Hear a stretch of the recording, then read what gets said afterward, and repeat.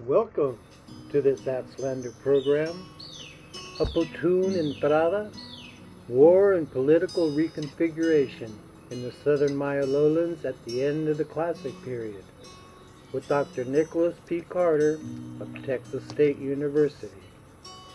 Enjoy! Well, thank you, Jim, for your introduction, and thank you all for attending. As I said, it's fantastic to be here with all of you. I just hope that I don't completely put my foot in my mouth this evening. I'm going to go ahead and turn off my personal video, and we can focus on the PowerPoint here. So the title of this presentation, the Putun Entrada, is a bit of a provocation. I am being deliberately a little bit provocative here, and yet I think that there is a reasonable comparison to be made between the Teotihuacan Entrada into Peten in 378 and some of the events that happened in the eastern Maya lowlands during the terminal classic period. Now, of course, there are any number of colonial sources that reference contacts, migrations, conquest that are said to have taken place one direction or another between the Maya region and regions to the west in the terminal classic and the post-classic periods from the 9th century on. We have Diego de Landa's Relación de las Cosas de Yucatán, other local relaciones, and some of the books of Chilambalam describing a period of rule at Chichen Itza, for instance, by a warrior elite coming from central Mexico. We have also the case of the Acanul faction at Mayapan, said to have been introduced as mercenaries in the political struggle between some of the great families of that city. And then there are colonial period writers in central Mexico describing a westward migration from the area of Veracruz by nations whom scholars have grouped together as the Olmeca Xicalanca. Sometimes they're said to have been giants. We may exercise a healthy skepticism on that account. These stories have had a pretty major impact on early and mid 20th century scholarship about the end of the Maya classic period, especially having to do with interpretations of material cultural change at Chichen Itza and elsewhere. So in one model proposed by Alfred Tauser, Chichen was founded by Maya people. It underwent a kind of collapse driven by internal conflicts. And later, the site was appropriated in the 13th century by the Itza, whom Tauser conceived of as a hybrid Maya-Toltec group. An alternative model, that of John Eric Sidney Thompson, explained material culture at the end of the classic in terms of the expansion of groups of Chontal Maya speakers out from their homeland on the Gulf Coast, where the Grijalva and Usumacinta empty into the Gulf of Mexico. And there are, in fact, significant changes in material culture and art and writing in the terminal classic period that demand to be explained somehow. So in this period, high-status pottery that was produced using molding and carving techniques replaced the older polychrome ceramics of the late classic at many sites. Of these, pabellon molded carved is probably the best known, to the point that other such ceramics are described as imitation pabellon in a lot of the literature. So pabellon molded carved is a fine orange type of ceramic. That is, it's made from dense orangey pastes without aplastic tempers, usually finished with red or orange slips. But there are other local traditions that are distinguished by different ceramic pastes. These do include temper. They have different iconography, and they have their own set of glyphic or perhaps pseudoglyphic text, as with these two examples of Sakaba molded carved vases produced probably from the same mold and excavated at Washaktun. Other examples, again produced from the same mold or copies of it, have been found at El Sots, at Tikal, and I believe Yasha. And then we have the Akutu molded carved vessels, widely distributed in the Belize river valley region. And these will be kind of important to the story that I want to tell this evening, because they're legible hieroglyphic texts name a person who may not have been local to that area, a mysterious terminal classic lord or warlord, if you like, named Olong. Now, the techniques for producing vessels like this, molding and carving, may have appeared first in the Mixtequilla region of coastal Veracruz, to my understanding, along the Rio Blanco. And so, in a technological sense, these vessels produced in the Maya region might be seen as an outgrowth of that tradition. Whether this goes along with the large-scale movement of people is another question, where we may be dealing here primarily with the spread of an idea and a technology. Now, inscriptions on these molded carved vessels may include legible Maya glyphs, as in this Akutu example, Maya-style pseudoglyphs. I'm not necessarily persuaded that these are all real glyphs on the Sakaba vessels, as well as non-Maya style dates in the sacred 260-day calendar, particularly on pabellon molded carved vessels, where they are evidently used as personal names for the characters in the scenes. These kinds of names, with square cartouches, numbers sometimes placed below the cartouches, also appear on vessels from that Mixtequilla region of Veracruz, where again they name individuals and characters in the scene. Now, I'm mostly an epigrapher by vicious and intractable habit, so I want to spend a little time on changes and innovations in hieroglyphic writing in the Terminal Classic period. And one thing that's long been noted is the introduction of these non-classic Maya day signs used consistently as personal names. I want to suggest that we may actually have two different sets of such signs. One of these is characterized by circular cartouches, which is a style actually attested at Tula and in some of the Toltec phrase inscriptions at Chichen Itza, as in the examples here. And intriguingly, one of these signs also appears on a conch shell gorget from the Terminal Classic period, one of a number of objects of this kind that have been found in the Maya region, and at least in one case in the Valley of Mexico. Now, where they appear in Maya archaeological contexts, for instance at Chichen Itza, these kinds of circular day signs never form part of longer grammatical classic Mayan texts.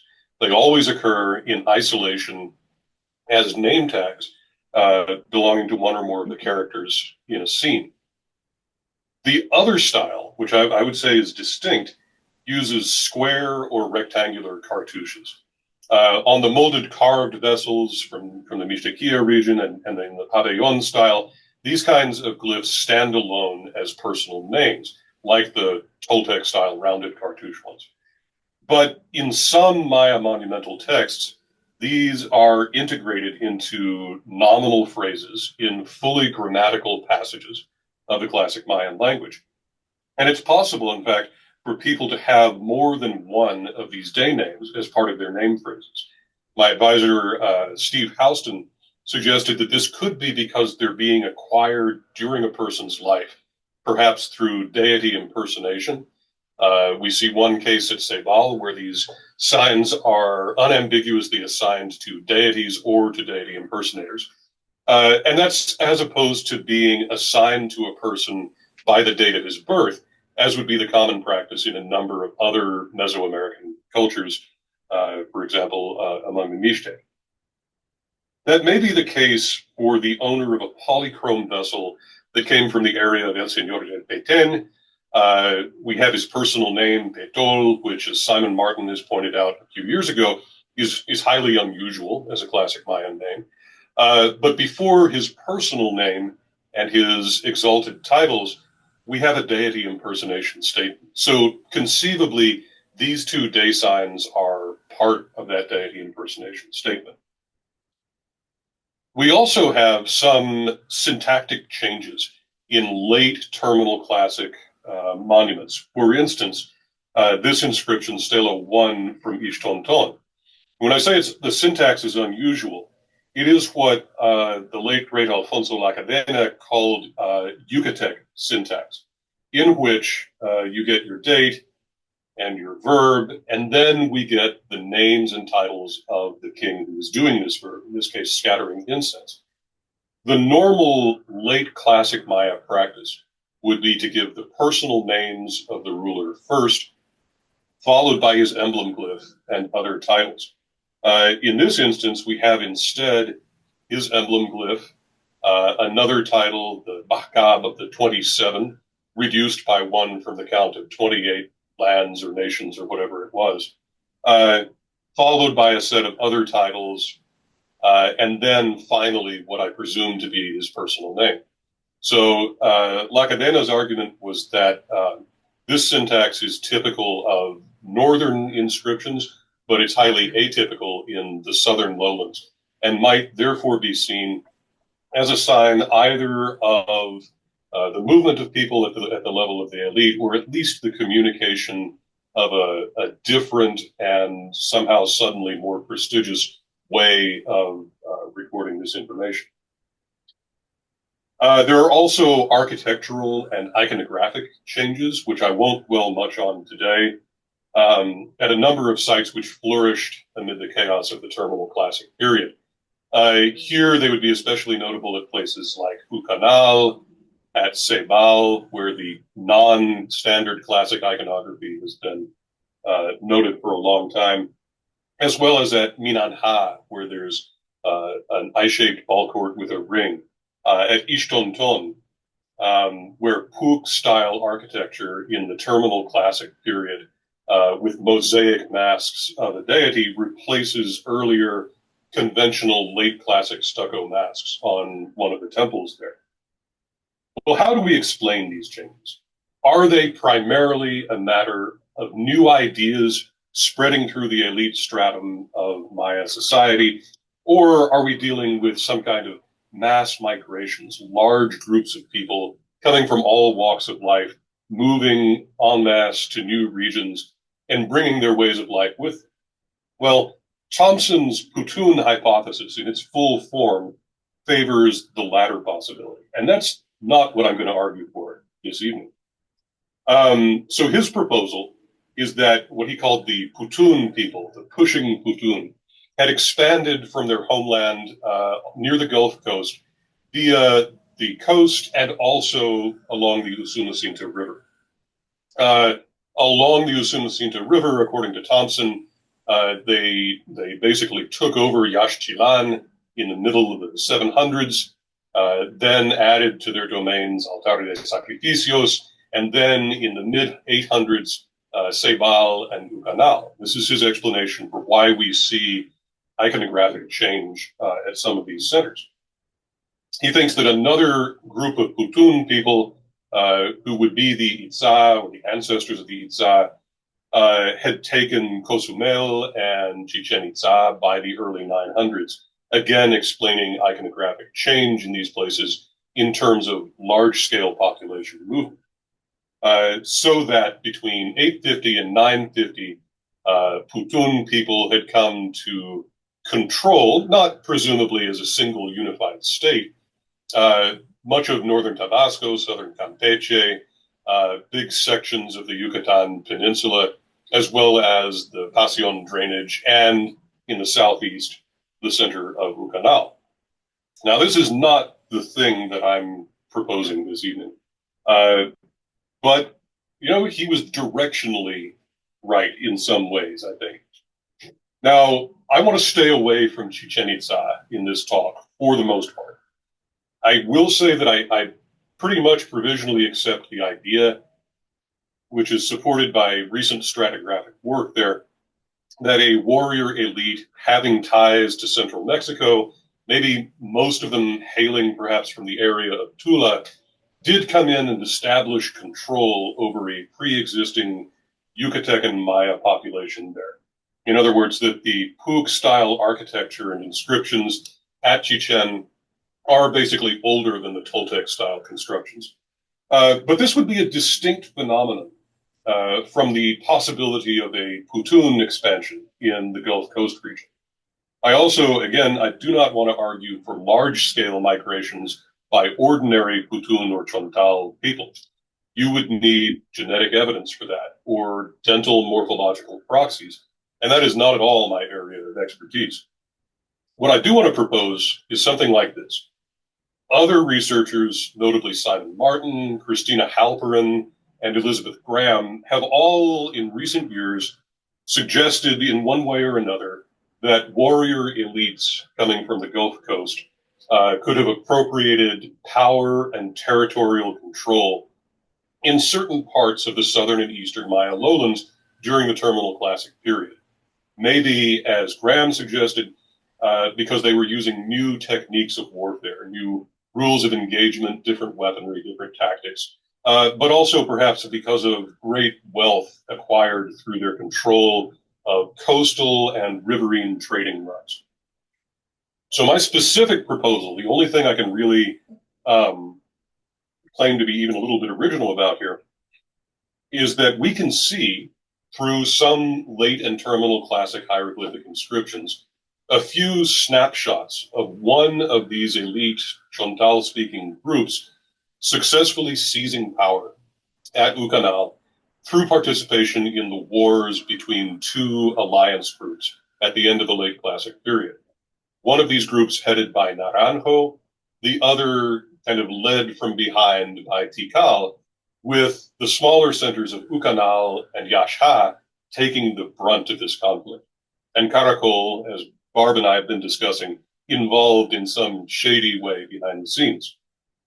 I want to propose a genealogical, a family relationship among a number of royal people who are epigraphically attested at Ucanal, and I want to suggest that their arrival and perhaps the arrival of other such groups around the same time followed to some extent a kind of cultural script that was established in the early classic by the famous Teotihuacan Entrada of 378.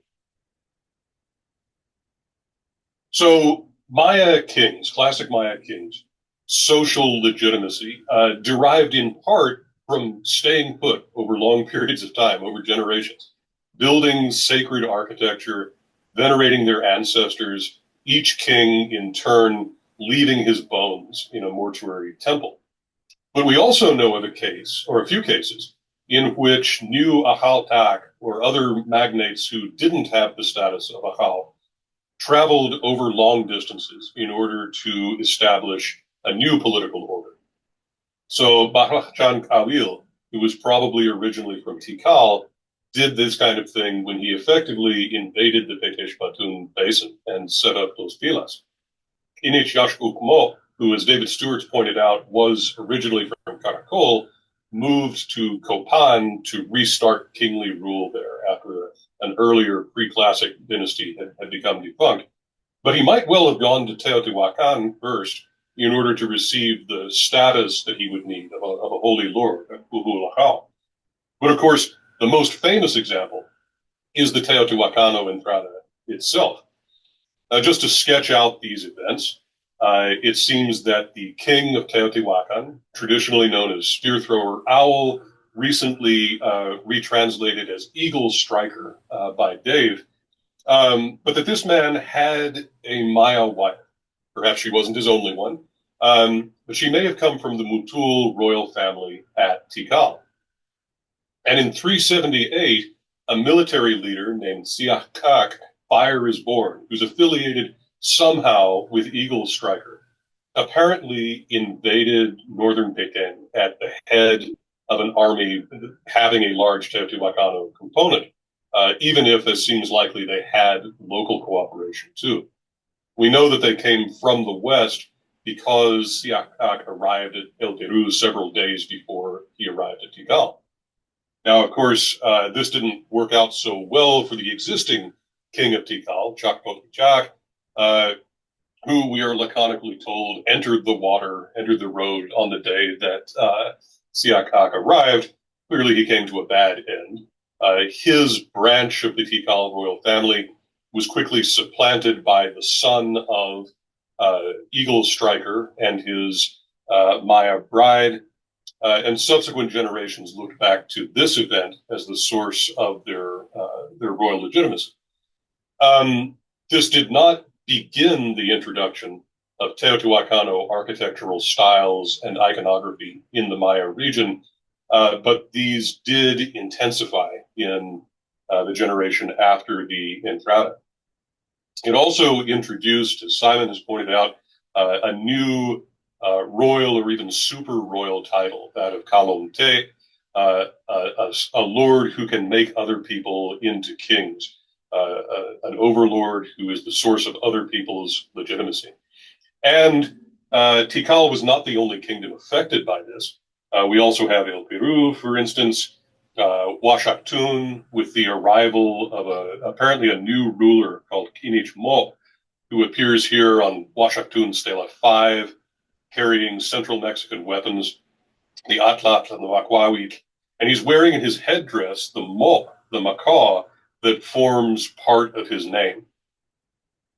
We also have the Patkan kingdom based at El Sots and Bejucal, where on September 4th, 381, a new lord was installed as ruler under the explicit overlordship of Siakak. So the Teotihuacano Entrada does not seem to have involved the large-scale migration of a whole bunch of Central Mexican civilians, if I can use that term somewhat anachronistically. Instead, it appears as a military intervention in which a number of kingdoms in the Maya region were brought into a new, intense political relationship with that metropolis, and new images and new deities, I think, brought there in effigy form, and a new political title, all took on a long-lasting importance in classic Maya politics.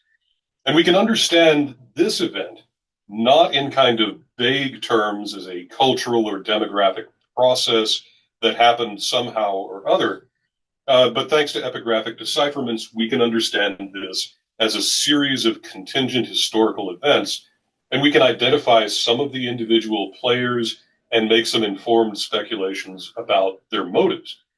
I want to propose that maybe we can do the same kind of thing for some of these events in the terminal classic period, and that they're not too dissimilar from the Teo Entrada. Now, here's how I found myself down this rabbit hole. Part of it is that I attended Christina Halperin's excellent talk last year on termination and remodeling events at Ucanal. Another part of it has to do with a monument from the little site of Ixcun in the eastern part of Peten in the Maya Mountains, very close to the modern town of Dolores.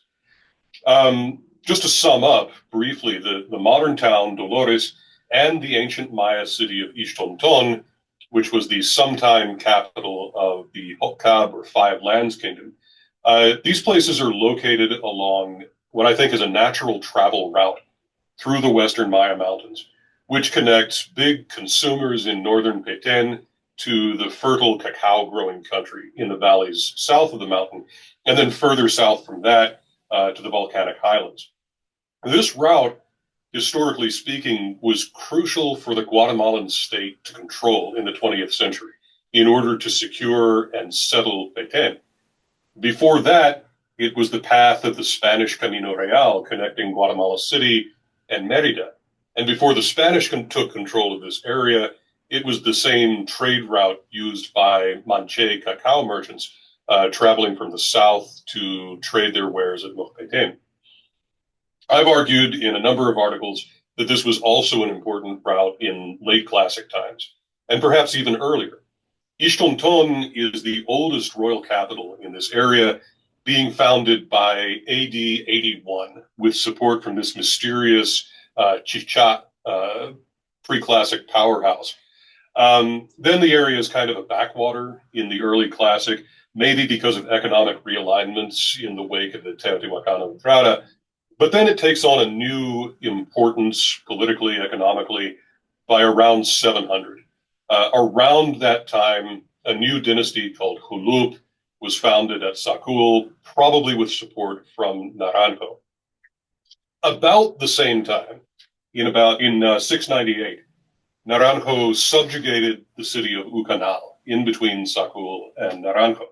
And in the same period, as Barb and I have proposed, the Kanul dynasty, by that time based at Calakmul, sponsored their own new little kingdom in this area, the Pashtun court, that's probably based very near to Nakhtunich. But then, in 744, Tikal sacked Naranjo, famously, and the king of Ucanal, Kokak Bahlam, found himself as the new regional hegemon here. In 761, this king of Ucanal, Kokak Bahlam, is commemorated as the overlord of El Chal, out on the Rio San Juan to the west, and also at Sakul, where his vassal is a Hulup lord named El Hanab. I think that Hokkab, whose capital was probably Ishtonton at this time, was part of that alliance too. And the tables turned again in 779, maybe because Kokak Bahlam had died and there was a new guy on the throne of Ucanal. But whatever the proximate cause, El Hanab saw a chance to aggrandize himself by taking control of this trade route through the mountains, which he did by appointing one of his supporters as the new ruler of Ishkun, just a few hours' walk north from Ishtonton. Prior to this time, Ishkun was just another small town like others in this area. It had an E group, Plaza A in this map, which actually almost all Maya settlements in this area do. And it had a hill with a sacred spring and a cave and a temple. So it was an important place in its way, but it wasn't apparently a political center. So it seems that El Hanab poured resources into remodeling Ishkun, turning it into an appropriate capital for his vassal, building 2 new plazas and an acropolis, with the new constructions being highlighted here. The causeways going north and south are probably also part of that same phase. The remodeled plan of Ishkun looks almost like Ishtonton in miniature, and I doubt that's an accident. This is an aggressive sort of act. So in response, the new king of Ucanal raided Sakul in December of 779. El Hanab and his vassal at Ishkun, who I call Ruler A because I can't read his name, counterattacked the next day, burning some settlement in the Ucanal kingdom, but not Ucanal itself. Then in February of 780, they attacked Ucanal, and they prevailed, and that was the threat from the north dealt with. But the Hokkab kingdom at Ishtonton seems to have sided with Ucanal in this conflict. And no wonder, because Ishkun would surely have been part of their traditional domains. So in March 780, the war continued, with at least one battle between Sakul and Ishkun on one side and Hokkab on the other side. This rebel alliance won that battle too, and there are monuments at Ishkun and Sakul which show 2 Hokkab princes as captives. I think these princes were kept alive for a long time, at least 16 years, and I think they were probably used as hostages to force the Hokkab king to vacate Ishtonton, move west to Ishtuts, and basically yield up the trade route to Ishkun and Sakul. And that brings us to the text that sent me down the rabbit hole, which I would like to explore with you all tonight, with great thanks to Bruce Love for making this photo available on his website. This is Ishkun Stela 4. This is not the rabbit hole itself, it's just the entrance to the burrow. So the iconography on this stela is in good shape. It was drawn beautifully by Ian Graham in 1979. We have a king, probably the same first and only ruler of Ishkun, ruler A, who is standing above a bound prisoner wearing jewels in his hair. But the text up above is pretty badly eroded. And to make things worse, it's covered with patches of dark and light lichen, so that raking light isn't much help in trying to read it in person. It's just too hard to distinguish the dark patches from actual shadows. So when Ian drew this, only a couple of elements of the inscription were really legible. Those are the date and something that looks an awful lot like the Mutul emblem glyph. Well, what's that doing there? And if that's what it is, are we dealing with the Tikal branch of this dynasty or with the faction based in the Peten area? Well, I had to know. So a couple of years ago, my grad students, Jake Lozano and Tony Beardall, and I went out to Ishkun, took a bunch of photos, built these into a photogrammetric model, and then we discarded all the color information from the model to create a monochrome 3D shape without any of that pesky lichen. More recently, my undergraduate student, Ali Anderson, used a program called Blender to simulate raking light shining across the surface of that monochrome model from various angles, picking out the surfaces, the shapes of the eroded glyphs. And with the images she created, we can now read most of it. It's an unusual inscription. It's not a formulaic period-ending statement. And Barb and I puzzled over it for a long time. I think we've got it, and we're going to publish the full results just as soon as I finish a better drawing. But let me just tell you about what's in the main text panel above ruler A. As Barb and I read this text, it opens with the date 9 Inish 9 Wo, or February 24th, 796. Then we have a verb at position A2, which we think is abai, they go up. We don't have the location that's being gone up to, but we do have the people who went up at B2 and A3. And they are Ubinik Upakal, his men, his shields, or maybe his shieldsmen. This is a rare reference to a group of soldiers as a body, instead of to individual named military leaders. Their lord, the guy that the soldiers work for, is named at B3, and he's none other than Yashnunahin II of Tikal. His royal title, Kuhul Mutulakau, is at A4 and B4. Well, this was cool, because we've confirmed that this is a reference to Tikal. And we've also extended the career of Yashnunahin by at least 2 years, because the latest previously known reference to him on a vase from Tikal seems to date to 794. The next double column begins at C1 with Taheu, on this day, on the same day. That's a pretty rare expression, but it is attested in a few other texts. We should expect a verb next, and we find it at D1. And this verb is yetah, he accompanies them. The person who accompanied the soldiers is named at C2, probably Ahchat, he of the metate. This sounds like it could be an occupational title, the guy that grinds the corn or whatever, but we think it's actually a personal name. And in fact, the same name is attested among Chontal Maya aristocrats in the colonial period.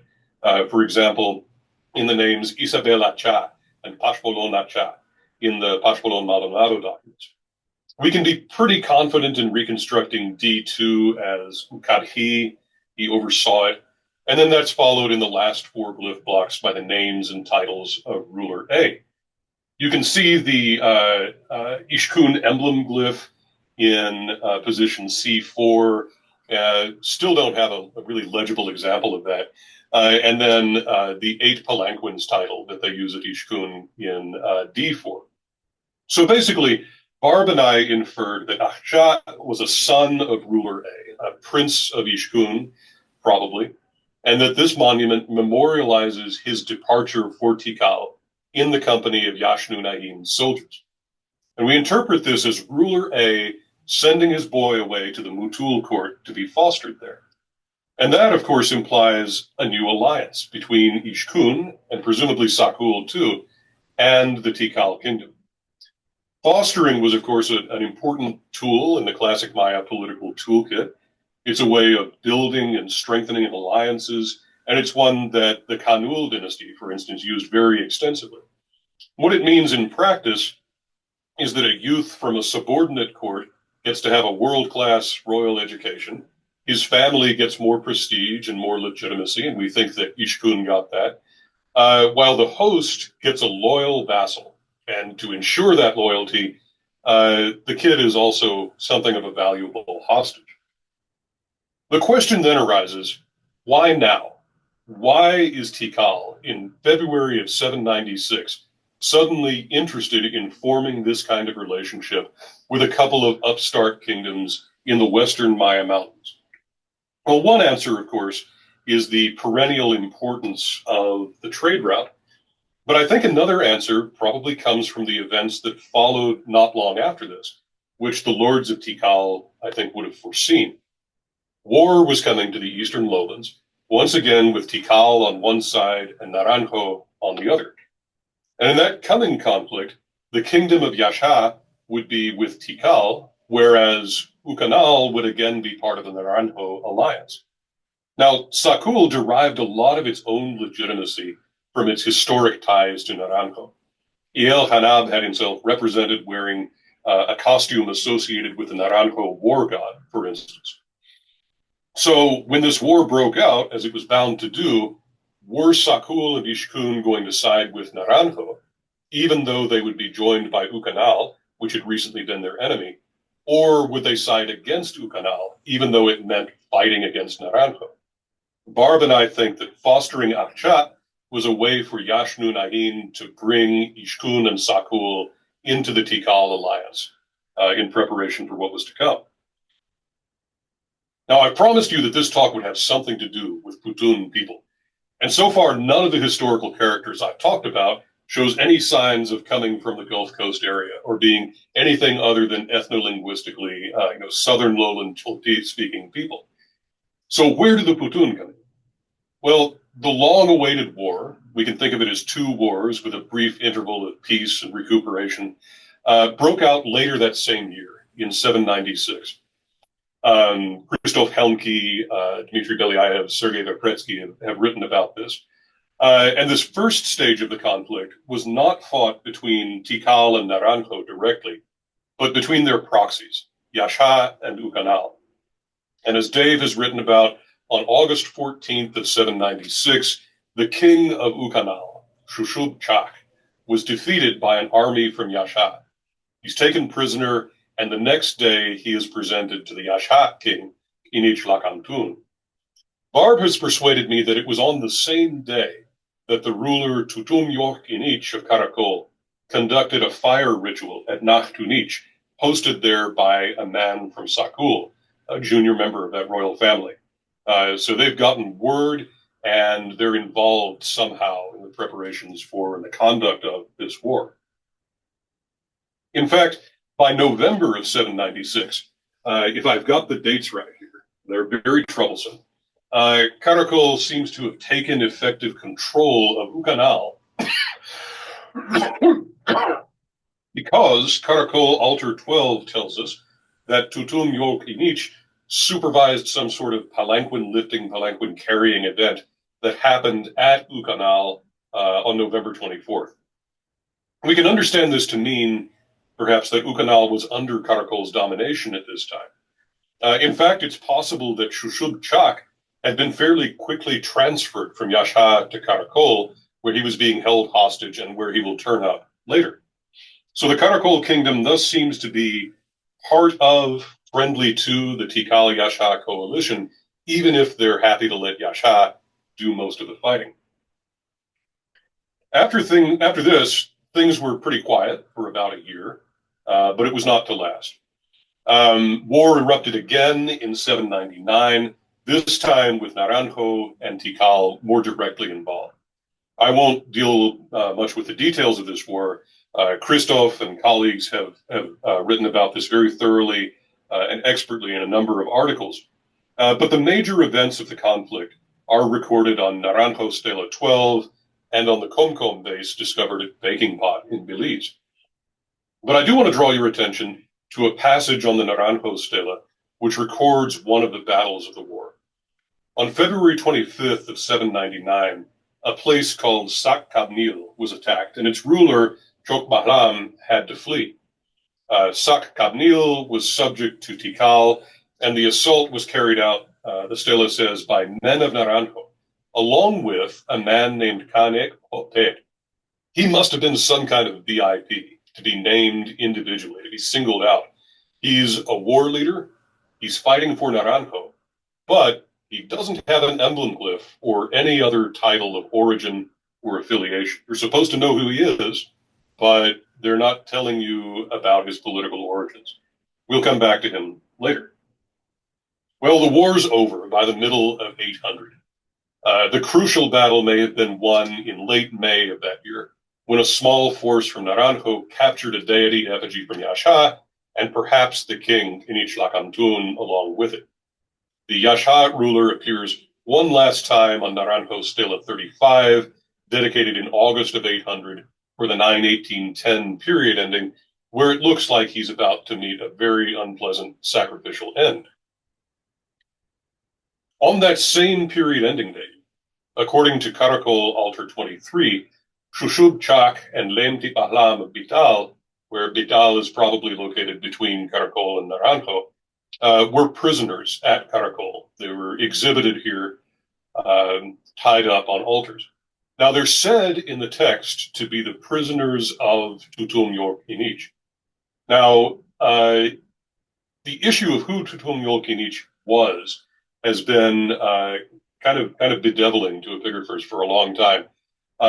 Some people have proposed that he was never a ruler, but some lower-ranking member of the Caracol royal family. Based on my messing around with the dates on Caracol Altar 12, I think he did occupy the throne at the end of the 9th century, but I think he died sometime in between the capture of Shushub-Chak in 796 and the accession of Inich Hoy-Kawil at Caracol in 799. It was this other guy, Inich Hoy-Kawil, who commissioned Altar 23, and I suspect he basically could have inherited these two prisoners from his predecessor. If that's so, then Shushub-Chak would have been a captive for the whole period from 796 until at least 800, and he was probably conveyed from Yasha to Caracol soon after his photo op on the stela with Inich Lakantun. In other words, the rightful king of Ucanal, was absent but still alive in captivity at the time when the Naranjo-Yasha War concluded. And that would have been something of a problem for the Ucanal polity as a political entity. Dr. Halpern presented last year on her fascinating find at structure K2 at Ucanal. I won't recapitulate that. But basically, this building was reconstructed at the beginning of the Terminal Classic with a reburial of human remains and grave offerings, probably from a royal tomb. Dr. Halpern proposed that this corresponds to the termination of Ucanal's traditional royal lineage and the foundation of a new one. I think she's absolutely right about that. And I think that in particular, the new dynasty came from the Gulf Coast area, and they took power at Ucanal because of their historical involvement in the Naranjo-Yasha conflict. Inich Tobil-Yopat of Caracol, Inich Hoy-Kawil's successor, acceded to his position in 804 under the supervision of, in the presence of, a character named Papmalil, who ruled at Ucanal at that time. This is a significant reversal of earlier arrangements. Remember, in 796, Caracol, under Tutum York-Inich, dominates Ucanal, and they've probably got the Ucanal king as a hostage. Now, just a few years after the end of the war, there's someone new in power at Ucanal, and he's someone so powerful and prestigious that he is, in some sense, an overlord to whom Caracol answers. And as Christina and Simon and others have pointed out, his costume is really not typical of late classic Maya kings from the central and eastern lowlands. It's reminiscent of clothing shown in Gulf Coast iconography with minimal adornment compared to late classic royal tradition, and with this unusual shell-plated headdress. Then in 807, we have some kind of a martial event involving chopping and involving a person who's described as the captive by flint and shield of Inich Tobil-Yopat. We also have a prisoner here, Macalte, being presented by Papmalil to Inich Tobil-Yopat, reference to another chopping event. So the takeaway is that Papmalil and Inich Tobil-Yopat seem to have been cooperating in local wars. This implies, I think, that even though Caracol would have opposed Naranjo, perhaps in a tacit way, during the wars fought between 796 and 800, that the Caracol court was prepared to accommodate themselves to the rule of this new guy, Papmalil, at Ucanal. In 820, for the 919-10 half Atun ending, Papmalil, still ruling at Ucanal, bestows a majestic royal palanquin on the ruler of Naranjo, Washaklahu Nubak Awil, who had come to the throne just 6 years earlier in 814. This is the kind of gift, the kind of gesture that marks or establishes a patron-client relationship between the person giving the palanquin and the person accepting it. We see the same kind of language, for instance, about the relationship between Kiel Hanab at Sakul and his overlord at Ucanal. So the tables have really turned in the eastern lowlands. And here, for the same date, we see Papmalil presenting gifts of quetzal plumes to Kinichtobilyopat of Caracol. Now, in all of the texts where he appears, and unfortunately there are not that many of them, Papmalil never takes the Ucanal emblem glyph, even though he's clearly the head dude in charge at that site. Instead, he's called a Western Kalomte. He's never given an emblem glyph at all. And as Christina has noted, there's no reason to think that he's part of the traditional Ucanal ruling family. Basically, he looks like an outsider from the Gulf Coast area who somehow came to power at Ucanal. Caracol and Naranjo, who had struggled for control of that region, both seem to have consented to that arrangement sooner or later. But how did this happen, historically speaking? One important clue comes from Naranjo Stela 12. Recall the passage in which Kanek Hopet, who's apparently also quite important but doesn't have an emblem glyph either, participates in an attack along with men from Naranjo on this place called Sac Capnil. Well, the same person, the same Kanek Hopet, was in power at Ucanal 20 years after that event. We read about him on Stela 11 at Sebal. Stela 11 dates to 849. That's when it was erected. But the upper text describes the arrival at Sebal 20 years earlier than that of the king who erected this monument, Ahmadun Hakal Watul Ateu. And I say the arrival because he evidently journeyed to Sebal from another place in order to become the ruler. And he was sent to Sebal by none other than Kanek Hopet, who was based at Ucanal. They call him the man from Ucanal here, and presumably ruled there. I proposed elsewhere long ago in my rather mediocre dissertation that Watul Ateu, this new king at Sebal, was actually a member of the Sebal ruling house by birth, but I think he was fostered at Ucanal because he was quite young when he arrived at Sebal in 829, in his first Atun of life. So we have two successive kings at Ucanal. First Papmalil, then Kanek Hopet, neither of whom gets the emblem glyph. But the second guy in this new lineage, Kanek, was active earlier as a war leader on the side of Naranjo in 799, and he scored what was apparently an important victory for them. Despite that, he was not immediately made king of Ucanal. Instead, Papmalil, who is represented as an older gentleman on Caracol Altar 12, became the new ruler there. And then he was succeeded by Kanek sometime between 820 and 829. It's worth pointing out, I'm not the first to do it, that subsequent monumental art at Sebal has very non-traditional late classic Maya iconography, including an emphasis on atlame and darts, a new prominence for the wind god, who's an important religious figure along the Gulf Coast. And as I've argued elsewhere, they have perhaps a cycle of commemorative calendrical events following a period ending that is referred to in the basal text of Stela 19. There's this very weird Stela 13, which shows probably a local ruler impersonating a deity with a torch for a hand. I've been able to find one other example of this. Maybe it's the same deity or a similar one on a molded carved vessel. And the name phrase of the person here seems to be spelled out syllabically at the top of the stela, but it begins with one of these Gulf Coast style square day signs.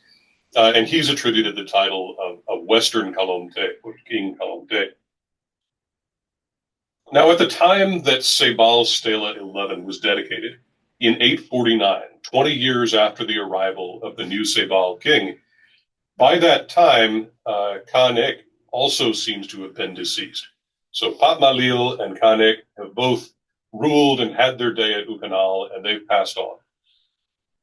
I say this because another monument with the same date in 849, Ucanal Stela 4, depicts the next two generations of Ucanal royalty, and it gives us their names. Both of these names incorporate non-classic Maya day signs from this Gulf Coast area version of the Tolkien calendar with their rectangular frames. Canek's direct successor, the one who is the king at this time, gets two of these names, and his son, the king in waiting, gets one. Both of these guys bear versions of the old Ucanal emblem glyph, which was not used by Papmalil or Canek. The king is called a Kuhulk Anwitsnal Calomte. The son is a Kuhulk Anwitsnal Ahau. In other words, after a break of 2 generations in which kings of Ucanal do not take this emblem glyph, we find it again. But there's also been a change in onomastic practice, which seems to emphasize cultural or family ties to the Gulf Coast. So what I propose is that Canek Hopet, when he's a vigorous young man, leads a contingent of warriors from the Gulf Coast region who fight on behalf of Naranjo in the war with Yasha. Then, with Shushub Chak of Ucanal sidelined, a hostage at Caracol, this armed faction of Putun Chontal people obtained political control at Ucanal. They may have had the consent both of Caracol's elites and of those at Naranjo who wanted to or needed to reward them for their service. But Canek did not immediately take the throne himself. Instead, Papmalil, who I think could have been his father or some other older relative, came to rule at Ucanal as the respect due to age and seniority demand. Structure K2 would have been remodeled, and the bodies of some earlier Ucanal royals would have been disinterred and reburied as part of this takeover, as Christina's proposed. So Papmalil ruled. He died sometime between 820 and 829, and he was succeeded by Canek. Neither of these men had the right to use the Anwitsnal emblem glyph because they weren't of that family. But I do suspect that Canek would have married into the traditional Anwitsnal dynasty so that his 2 successors, the king and the prince shown on Ucanal Stela 4, did get to claim that title. There are other characters in the 9th century who could be part of a larger influx of military commercial elites coming from the Gulf Coast region. They generally don't use emblem glyphs, but instead they take directional Calomte titles. One of them could be this person named on the fragmentary Stela 2 from Nakum, as Simon and Christina have both suggested. His name includes some elements that look kind of like Papmalil, but other details are different, so it's probably a different name, I think. And on Ishlu Altar 1, we do have the name of Papmalil and the title of Shaman Calomte, Northern Calomte. But I don't think this could have been the same Papmalil who ruled at Ucanal, at least not in the flesh, not alive and well. He was surely deceased by this time. And it's not necessarily a living human being, depending on the reading of some of the eroded glyphs near the top. When I was last in Flores, they had this sealed off behind a little chicken wire gate, so I couldn't get a very good look at it. We do have a list of deities who were ritually bathed on this half Atun ending date in 879. And if the glyphs at F2 are Yichnal in the presence of, then yeah, this could be a human overlord with the name of Papmalil, different Papmalil. Or if it's not, then perhaps this Papmalil could be a deity or a venerated ancestor, even perhaps posthumously the historical Papmalil of Ucanal. But one other historical character who seems to have been comparably significant to Papmalil is known by the name of Olom, blood. And here his name is given, I think, as Olom Kanek, which is something that Carlos Payan and I worked out from RTI images back in 2013. And Olom is kind of an enigmatic character. He's perhaps best attested in the corpus of Akutu molded carved ceramics, which are all over the Belize Valley region. These name Olom, the proud Western Kalomte. Christoph Helmke and Dori Reims-Boudet proposed that this is a lady Olom. But actually, elsewhere we have a son of father statement on a monument from Himbal, which indicates that Olom was male, if these are in fact the same person. So I think the human head sign here before Olom is probably not Ish or lady, but something else, maybe Ishim or syllabic Na. Now, a late 9th century ruler at Himbal used 3 of these Mixtequia, Veracruz, Rio Blanco style day signs as part of his name phrase. And they are the days 12 snake, 13 death, and 1 deer.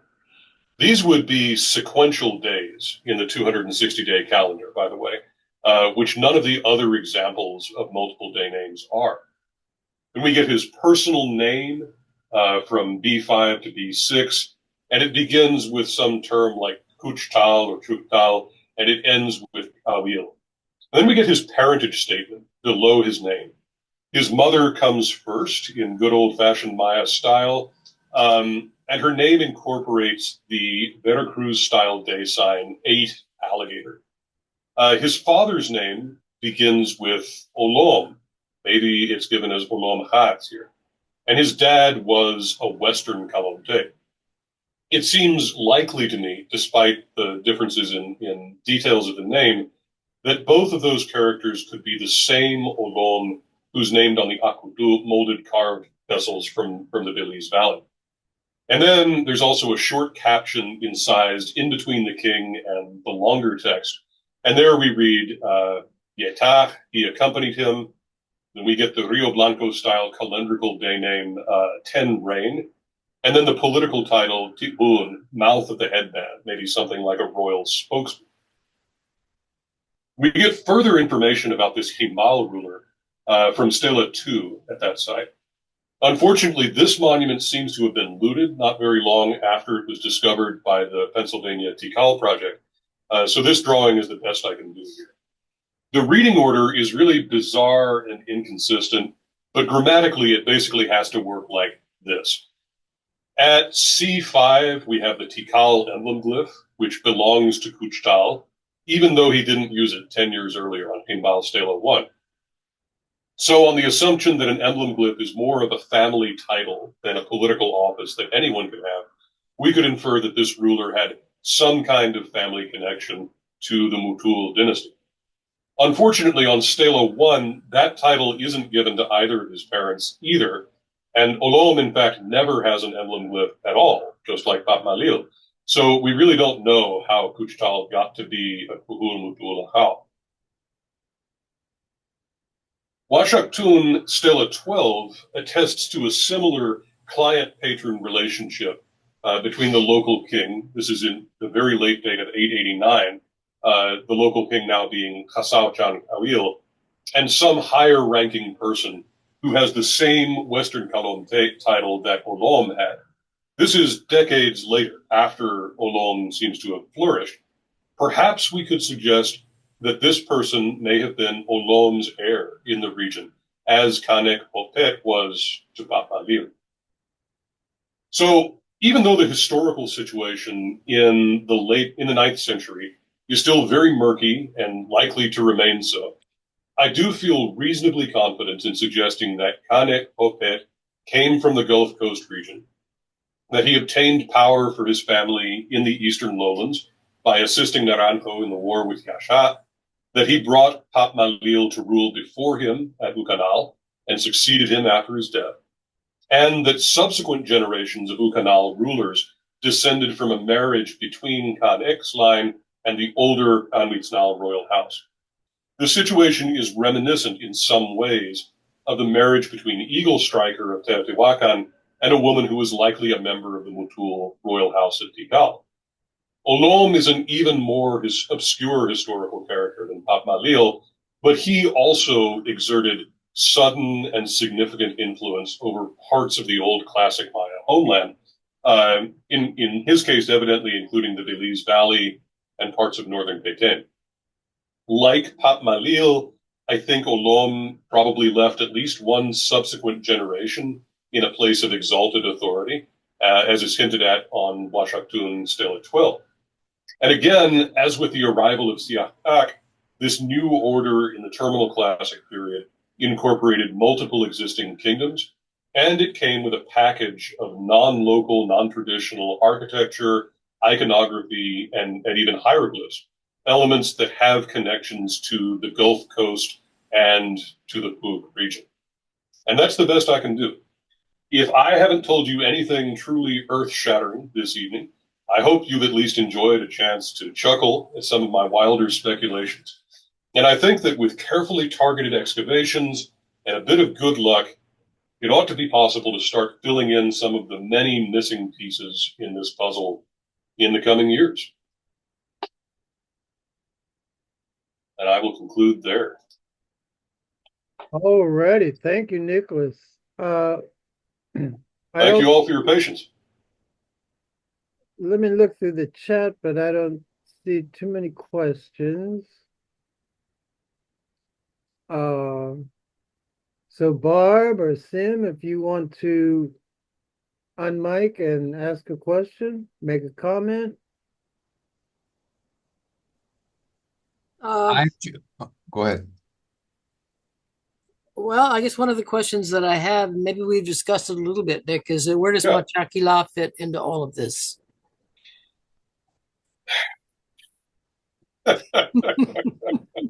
you know that they're involved in it somehow. They have to be. Yeah, they do. They probably get pulled into this as well. They also survive. I mean, they survive into this period as well. I mean, they're obviously entangled in it somehow, and that Western Kalumte title also appears there, at least briefly. And so I just thought I'd throw that out as a question that we all could ask. Yeah, I'm pulling up my Machakila stuff here now. Okay, Simon Pakal raised his hand. What you got to say, Solomon? You're muted.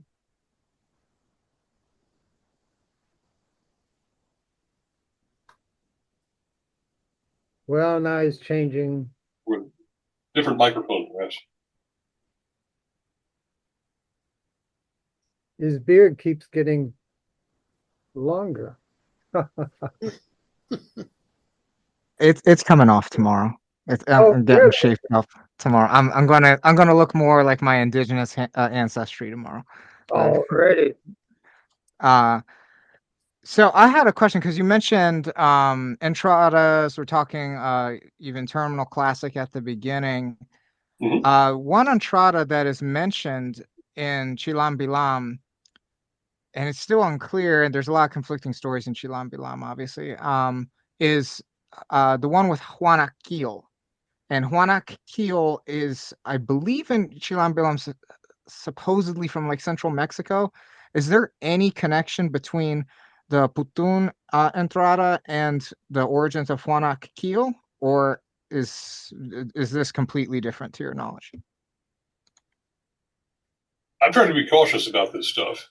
I think Thompson probably would have thought so.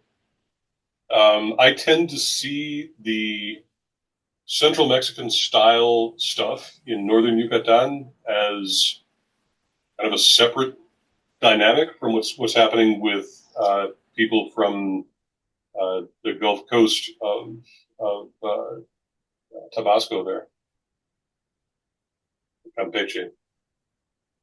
I don't know.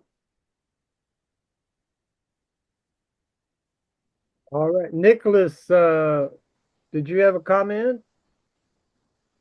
Yeah, I just wanted to say I enjoyed seeing the vase I dug up in 1965 Oh, that rolled fantastic. out from burial 196, the Tomb of the Jade Jaguar. That was my Harvard undergraduate thesis. And I was 19 years old when I found that tomb. It was the biggest tomb ever found at Tikal with pottery. And he's the son or the brother of ruler A of Tikal, Temple 1. Well, thank you, Dr. Helmuth. Thank you for digging that thing up. 19 years old. Wow. I was working at Starbucks at 19.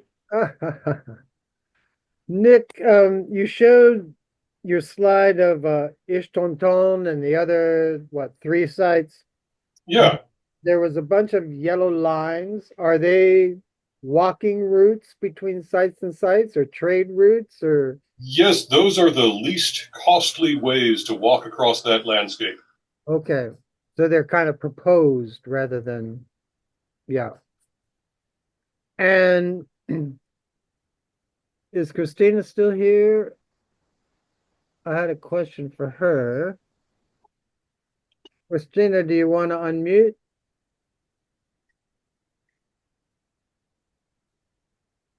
She's still here. Well, meanwhile, Yeah, I'm here.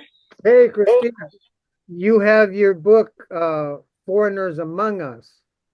And does this have to do with a lot of what Nick has been talking about, especially the 2 father-son characters? For sure. In the book, I talk about different foreign relations, but I try to do it from a perspective, kind of a multi, looking at not just epigraphy, but isotopes and cuisine and clothing styles. So it's to try to get different standpoints from different areas of the Maya area. Yeah. And there was a panel that showed up in the Caracol Naranjo hieroglyphic stairway. That was from Ucanal, right? And there was one panel that is found near the Ucanal, one of the largest Ucanal ball courts, and that is part of a larger glyphic scene that was thought to have been from Caracol, but ended up at Naranjo as well as Xunantunich. Right. Yeah, I've met with Jaime Alway at Zunatanich, and he did a great video for me explaining all that, standing right in front of those 2 panels. And then we do have a question from Marcus Engelhardt. The ruling dynasty of Copan, founded under Kanichiashkukmo in 427, about 50 years after the Tikal Entrada, also followed a similar MO with new architectural forms at the site after the Copan Entrada. Considering the establishment of Dos Pilas also under the auspicius of Tikal, do you think Tikal used the Teotihuacan Entrada as a strategy for their own foreign incursions? Well, I don't think it's out of the question that this is part of the ongoing Teo meddling in the Maya world.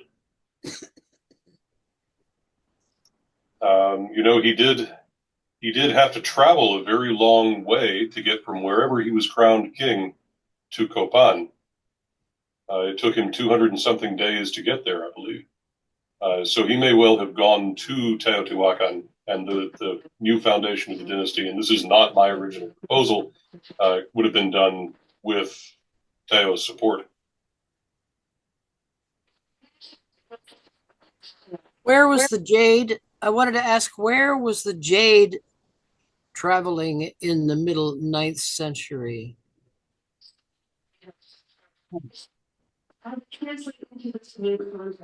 Well, some of it is getting pulled out of royal tombs at Tikal and other places, and making its way south to Costa Rica and getting carved into axe gods, from what I understand. Okay. Yes. Some of it ends up at Chichen, getting tossed into the cenote sometime later. But that trade route, that trade route through the southeast Peten, that major north-south trade route that you talked about earlier, the Camino Real and its antecedents. What was going on with it at this time? And again, we're moving into the middle 9th century. Yeah.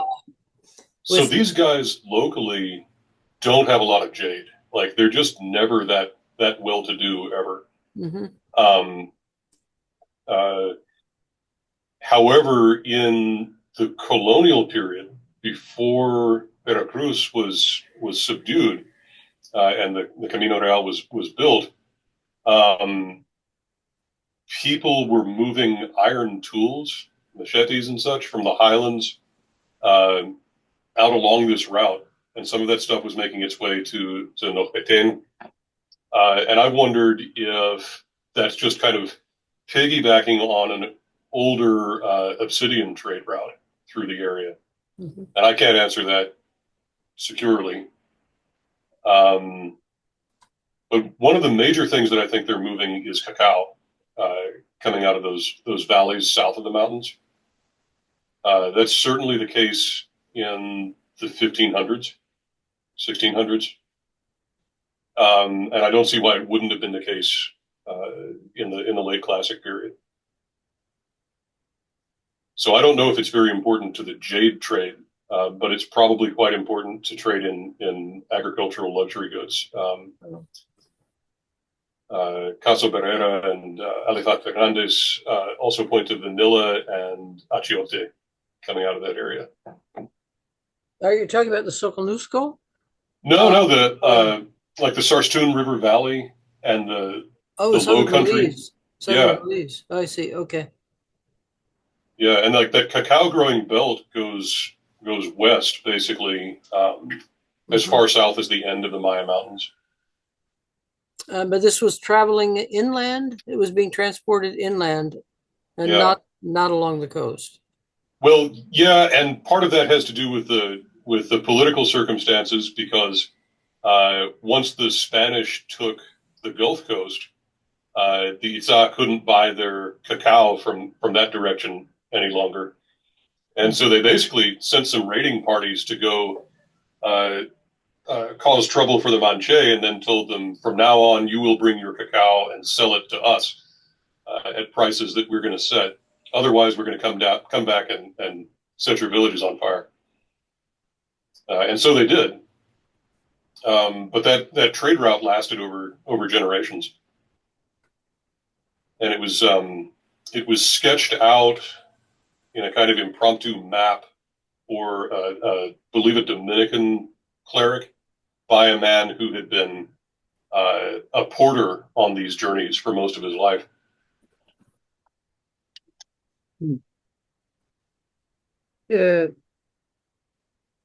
Nicholas, do you want to mention your about cacao? I mean, yes, it comes from Soconusco and many other areas, but I'm here in Guatemala City, actually on the top of the city. I'm above the city here where my office is, and we raise cacao, and it fruits and it flowers and fruits. The squirrels wait like this, okay, let's see how long it's going to take, and I'm going to go eat it.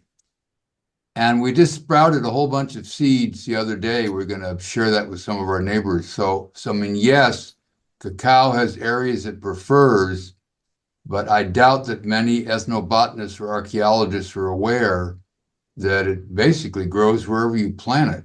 So again, I'm in Guatemala City. I'm in Vista Hermosa Dos, which is way above the city. The city's below me, so I'm at a much higher altitude than the city. And the cacao's happy as can be here. Do you think I have a giant mango tree? Do you think I could grow cacao in the shade of the mango tree here in South Florida? You can grow cacao anywhere you want. Really? All right, I'm gonna have to come to Guatemala City and get a little plant and sneak it in my. You're gonna have to. Well, I smuggled cacao back to Austin on one occasion. Oh yeah.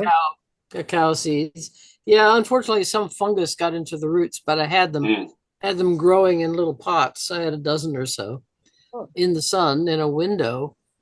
And it was, I'm not sure what my long-term goal would have been. I probably would have, if I wanted them to actually grow and produce, would have had to build a greenhouse for them here. But it was nice to have them, and it was fun to get them here. Smuggled them in dirty socks, and those came from I think, trying to remember where I got those seeds. Right now, I'm not remembering where I got those seeds. They were it was in Guatemala somewhere on one of my travels. I'd like to make a comment that we found several other trees that produce cacao that have nothing to do with Theobroma. Again, we're working on we've been working actually for the last 6 years in Peten, and we're doing ethnobotany and ethnozoology. And we found that the Pachira aquatica tree that has one of the flowers, it's the fleur-de-lis flower, and also Pseudobambacia ellipticum. But the zapotone has a fruit this big, and those seeds are used to make cacao if there's no real cacao. And then there also are one or two other plants whose seeds are used to make cacao if there's no real cacao. If there is real cacao, both of these plants, can't remember the name of the other one, are used to mix in it to make more cacao. Have you tried it? Is it tasty? No, we have a taste test rule that we prefer not. For example, we don't want to taste water lilies because many people up in the Peten tell us they're edible and are not narcotic. But there is a major chapter in a book from UNAM that says they were a major ingredient in enemas. So again, I think it depends. I think it depends on the water lily, what time of the year you harvest it, and what plant. Are you using the flower? Are you using the seeds? Are you using what part of it is possibly narcotic and what part of it is possibly edible? But you're not experimenting with it. I'm so happy. I was at Harvard in the 1960s in the hippie years, and I don't need drugs because I'm happy with what I'm doing. We're hiking through the forest. And again, I said at 19, I dug up the tomb of Tikal that had more pottery than any other burial at Tikal. And many of the pots in the tomb I dug up were identical to the ones under Temple 1. Because there was obviously, and the pyramid, 5D73, had identical architecture to the pyramid of Temple 1, but there was no temple on top. Yeah, I'm hosting a Zoom thing. I was present for your presentation on that, Nick. Okay, thank you. That was great. I loved it. Hey, Jerry, you got a question? What's up? Yeah, well, first I just wanted to thank Dr. Carter for a really amazing presentation. It's really very interesting. Thank you so much. It's very kind of you to say so. It's not much, but yeah. So my interest in these issues kind of relates to my work in Campeche, especially in the Rio Champotón drainage. And I was working there at the same time that Carlos Payan was doing his work on the dynastic sequence at Etzna. And we found that once we started talking to each other, we had these aha moments where the things he was seeing in the histories was aligning with what I was seeing archaeologically, and a lot of it kind of ties in with this exact same things that were discussed in your presentation, and also in presentations or papers and some books that have been coming out recently. Where at Esna there's this basically a hiatus in the dynastic sequence, and then there's a ruler that comes in not using the previously existing emblem glyph, and there's lots of, both in the name and the way that person's depicted, that they have Gulf Coast links. So we do see this kind of these outsiders coming in and taking control of dynasties, but not without the legitimacy to claim connections to the previous existing dynasties. That ruler is using a Bakab title for a while, but at the same time, in both Edsna and also like especially in Champotton, we see the transition from like a polychrome tradition to fine paste kind of starting to dominate things. I think that like with the molded carved vessels, like that's part of kind of this broader aesthetic system, maybe what Jim Amers would call like a super system type of thing, where basically we have these different ceramic traditions that are tied together, although they're in different wares and being produced well locally in the interior, but out in the west we get these things coming in from usually from the southwest, even later via Hermosa, where a lot of the vessels you were showing were really familiar to me. Just seeing the things, but out on the coast, they're all kind of executed in fine paste wares. So there's definitely this kind of aesthetic thing that's not just dynastic history, but it's also kind of like we're seeing that like across the board, even in fairly modest household contexts. There's also just a demographic shift out to the coast, and it seems like the coast things start to become coastal links become more prominent. And yeah, when I first started that project and when I first started kind of collaborating with Carlos, I never really kind of thought we'd be coming full circle back to Thompson's ideas. And yeah, I remember reading all of the papers that were kind of trashing his work on that, the Putun hypothesis in particular, although some of his other ideas as well. And I feel like there was this kind of moment where we were piling on Eric Thompson about and yeah, in some respects, he did get some things wrong, but but reading his arguments, the details weren't there, and I feel like he was making arguments kind of based on impressions and kind of feel.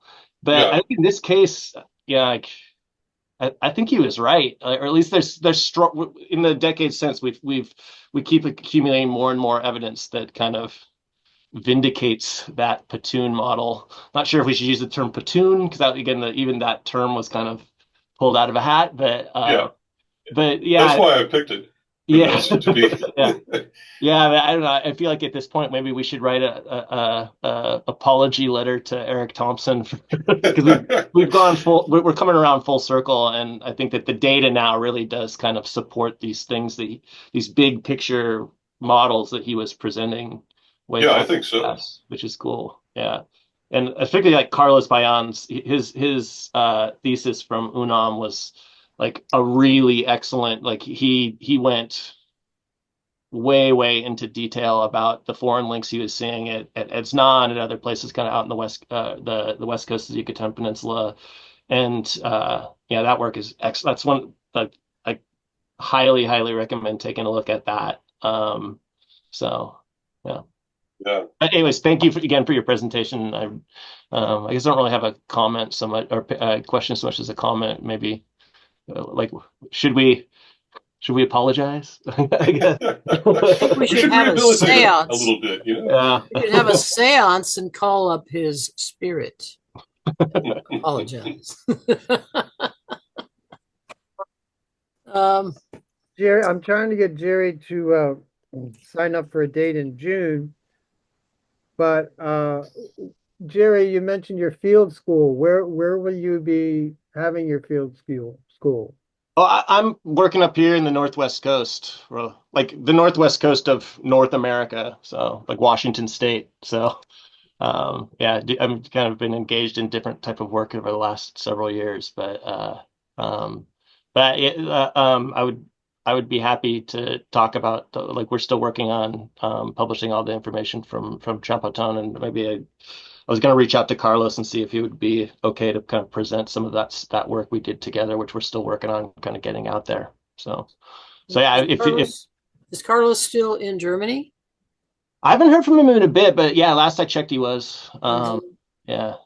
I have this vague recollection from his dissertation, which I have not looked at in a long time, of a single mention of the name Khan Ek at Edsna. Yes. Is that a fig Newton of my imagination, or is it there? No, that's there. He and I talked about this back in 2013. I was working on my dissertation, and I was looking for Khan Ek names everywhere. Let me find it. So yeah, it's not still at 18. there is, it's a lady, Ucanal, looks like. Mm-hmm. The name's actually really pretty common. I have examples from Itzna, Pusilha, Yashtilan, the Shultun area. Right, some ceramics from Shultun. Well, the Yep. Pusil High representations of Kanek are very early. Yeah. And that's a whole other thing that needs more work. And then there's that very non-Maya looking Kanek on a pillar from the south building of the Great Ball Court at Chichen. It's a Mexican-style snake and a Maya-style star sign. Mm-hmm. And Nick or Barb, Nick, you showed the Himbal Stela 2. First of all, I'd like to know where they got the J from, because I've been trying to have my name Jim, and the most they can come up with is him. Yim, they say, my Spanish friends say Yim. But that Stella has like a totally reverse order. Yeah. Do you want me to share that again? It's it's bizarre.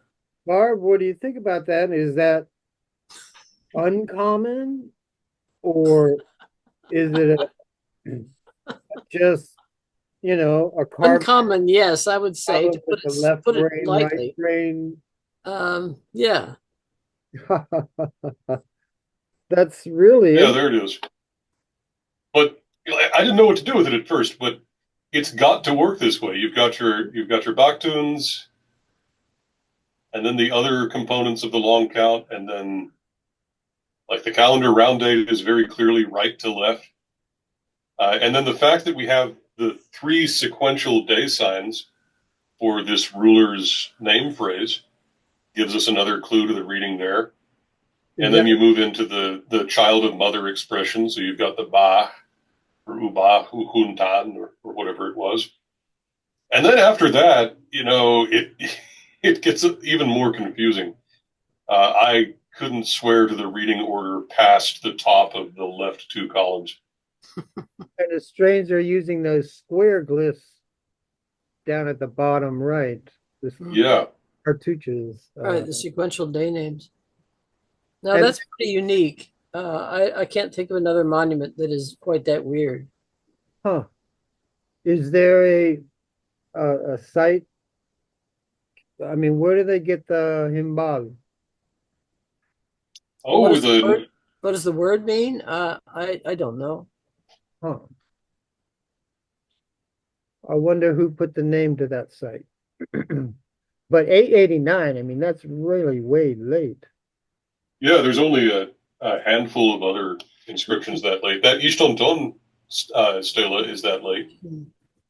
Maybe by that time, too many of the scribes had lost ball games, and there were people who tried. But just 10 years earlier, these guys put together a very competent late classic style monument. I have to figure this is an intentional choice. What they mean by it, I don't know. Huh. And most of those monuments you were showing, especially with the 2 persons, the guy on the left, guy on the right, were they ball court markers in the center of a ball court, or were they monuments just here and there in a site? Like this one? No, the rounder. There you go. These. Yeah. I believe these are altars associated with stelae. Oh. All right. But there was one of them, was it Catacol or something that was a ball court marker? Is it that one? That's from Catacol, right? Yeah, I don't think this is a ball court marker, but I don't think it is either. Oh yeah. This is altar 23. 23. Hmm. That looks like it was found after the Bates and Satterthwaite volume. And then what kind of altars are they sitting on? Why are they, like reverse opposites of each other? And why do they have their hands behind their back? They're Well, these captive. guys are prisoners. Oh, both of them are. Huh. Yeah. Wow. I think these guys are taken both in the course of that war, and they're kept around on ice, and, they're on display. Maybe they come to a bad end on this date, but, maybe they survive.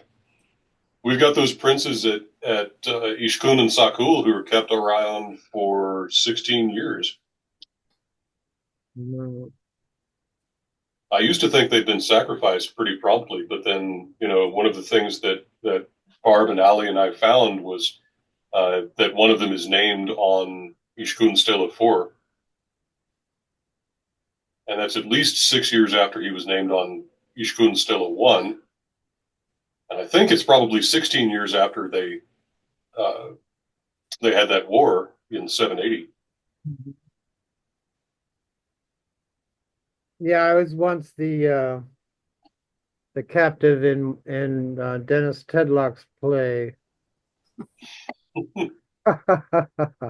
He played the king and I played the captive. But in that story, which I would imagine was based on a real event, the captive was, brought into the royal house and treated like a royal until his fateful day. Yeah.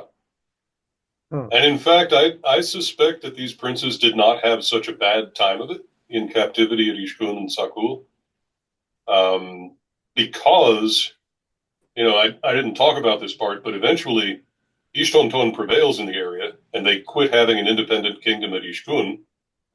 And yet nobody went in and smashed up the monuments. I think that, they could have come to some kind of a diplomatic solution there.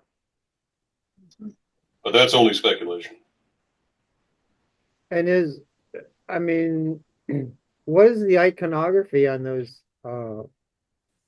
what they're sitting on? That it almost looks cavey, but yet Those are stone altars. So you've got a big stone disc and it's sitting on top of 4 little stone legs.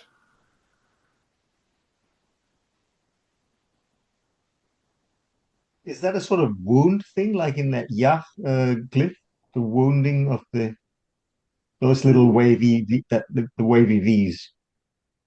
I think in this case it's just an unusual version of the Kawak markings for something that's made of stone. Ah, okay.